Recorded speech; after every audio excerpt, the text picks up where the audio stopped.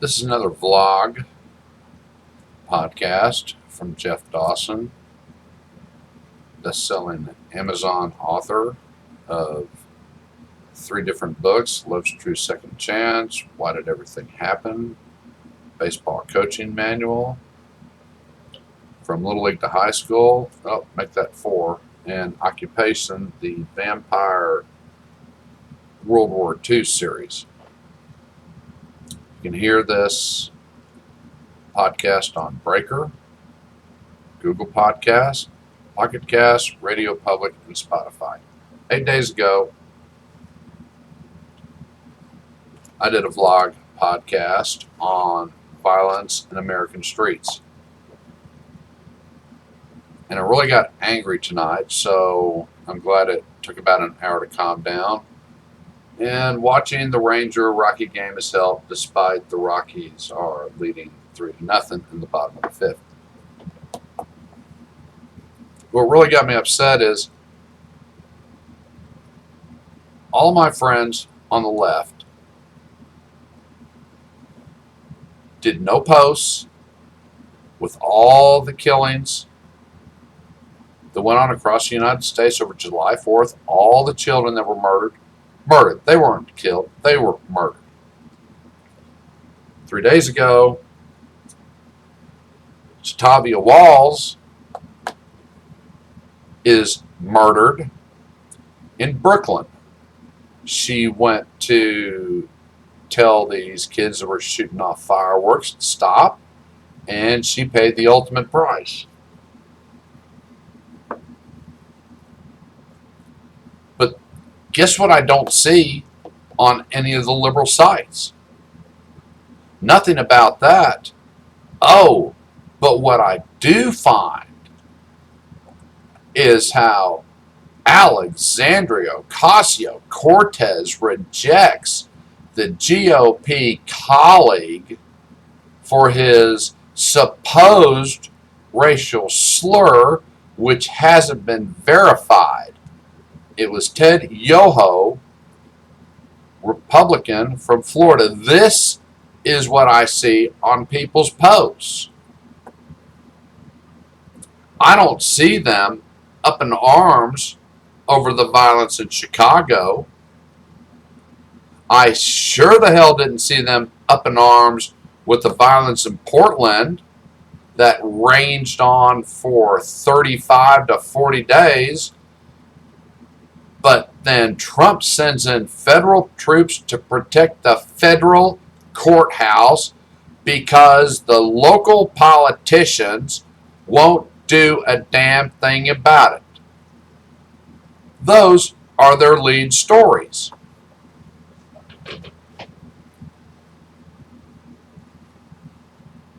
I didn't see them outraged over the reporter from Al Jazeera that under her breath said lying bitch to McEnany during the press conference, but I saw everyone defending it. Oh, I saw the transcript. Oh, I watched the video. Well, you gotta watch the whole video, because there's a little more to it. Oh, we don't have to apologize for that. Tlaib didn't have to apologize for calling Trump an MF. And the reasoning that I heard from people, well, that was a private party. Well, if it was a private party, then why the hell did Nadler and Pelosi have to comment on it? It's a private party.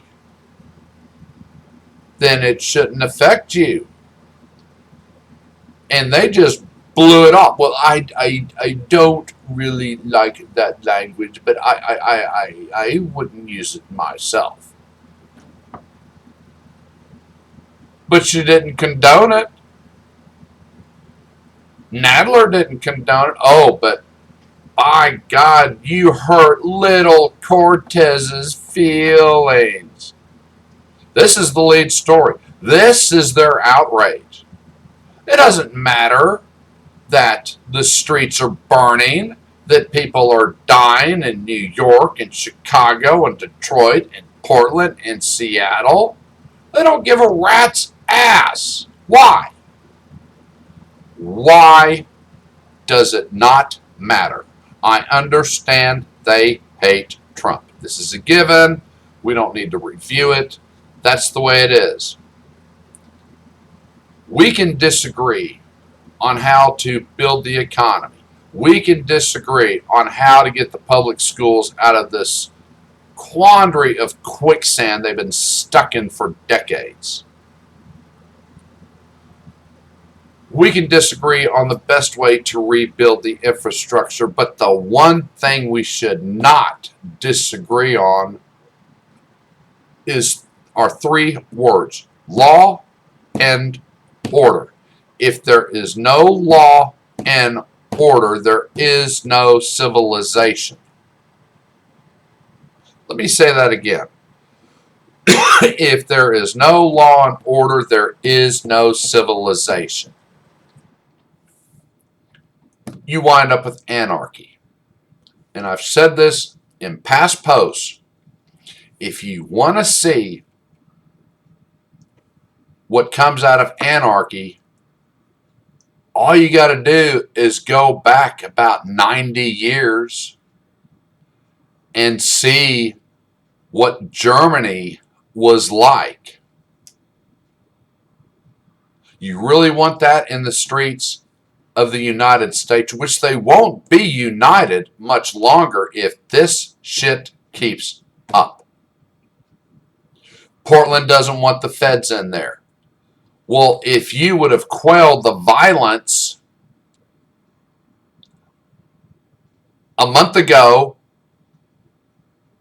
there wouldn't be any federal troops there, would there? But what did you do? Oh, you did the same thing Seattle did. We're going to have the summer of love. Yeah, they just didn't expect 3 people to be killed during that festive occasion. What a bunch of crap. Look, this is a country of 330 million people, and there is no way you're going to get 330 million people to agree on everything. It's just not going to happen. Hell, I sit down and talk with conservative friends. There's about 5 or 6 of us of different ages and different races. Just because we're conservative doesn't mean we agree on everything. And that's what makes America great. We can agree on basics, but that doesn't mean we'll agree in the implementation of correcting the problems, because it is an open debate. Yes, they get spirited at times. And we are fortunate to have, he's not an African American, he is a black man. He is a proud black man who's been very successful. And I've spoken of him in other vlogs and podcasts. He's articulate, he's intelligent, he was a student athlete at the University of North Texas. Just because we don't agree on everything doesn't mean we can't find the common ground. And America needs to find the common ground. And that common ground are the 3 words I mentioned: law and order. If you do not have that, you have nothing. So the posts I see from the liberal friends and acquaintances who hate Trump say nothing about the unrest going on in their own towns. I don't get it. Is it because it hasn't come walking into their neighborhood yet? I believe that's a big portion of it. The McCloskeys in St. Louis, I've seen some of them denounce them for protecting their private property. Well, they shouldn't have come out there with their guns and pistols and threatened. They were threatened first. Oh, but they kind of forget about that narrative. And they're not going to wake up until it comes into their streets. But they're sitting back going, oh, it will never happen here. It will never. It's okay if Atlanta burns. Hell, Sherman did it back in '65. What difference does it make? Minneapolis, I don't live there. Let it go. Detroit, I don't live there. Let it go. Dallas, I live in Dallas and I'm not letting it go. Portland, it's not bothering me. Seattle, that's their problem.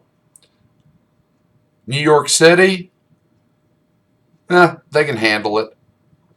This is the thinking. If it doesn't come into your neighborhood, you don't think it affects you.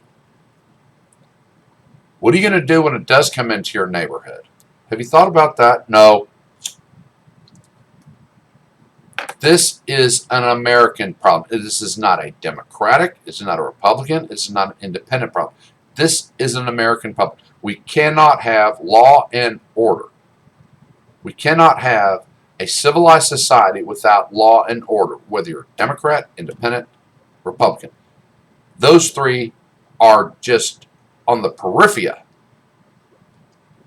If you don't have law and order, you do not have a functioning society. So it is time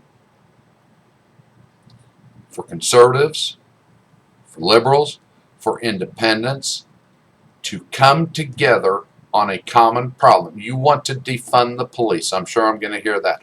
In fact, I had one friend say, well, defunding the police doesn't mean this. It means they're going to take away money. Okay, that's not defunding. And they're going to use it for mental health, and they're going to use it for the schools, and they're going to use it for education. Really?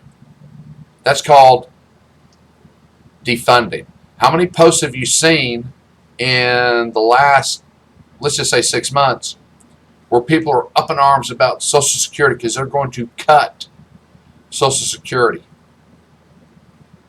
Oh, you better not touch my Social Security. Well, let's put the word defund in front of it. And boy, that'd really get your attention, because that means we're going to take the money away. We're going to defund Social Security. You're saying the same thing about the police departments. Defunding, you're taking money away. If you work for a major corporation and you come into work and you're in the safety department or the HR department, and they say, we're going to defund your departments, you're going to go ape shit. You're not going to think, well, they're going to take the money and give it to the workers and make their working conditions better and raise their pay so that they have a better lifestyle. You're going to lose your shit right there. Bottom line. You can't cut my department. You can't cut this. You can't defund me. You'd be up in arms. But it's okay to do it with the people that have chosen a career to make a safe society in the United States. You think about that. So when y'all do your posts of all the famous people you've been with and all the trivial issues that consume your lives, but boy, when something comes up that Trump's done, you are front and center there, pushing that button, saying, I hate that son of a bitch. Look at what he's doing now. But you're not doing a damn thing about bringing law and order back to the United States. Because you know something, folks? If we don't have that, it doesn't matter who wins the election in November.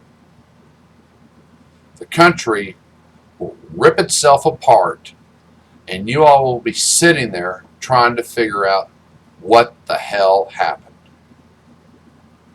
All you got to do is look in the mirror. It's time to wake up and look at what is the biggest threat to the United States right now. And it isn't Trump, and it isn't Biden. It's the safety in the streets of our country.